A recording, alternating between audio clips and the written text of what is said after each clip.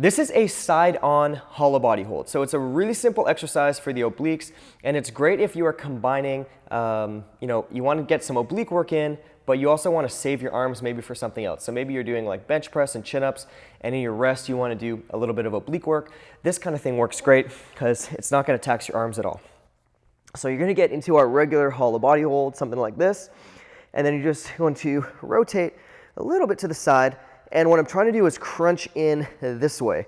So as hard as I can, you're going to start feeling that on your abs on this side, and you just hold that basically until you get really tired, and then maybe try to hold it for another 5 or 10 seconds after that. So really simple. That is a side-on hollow body hold.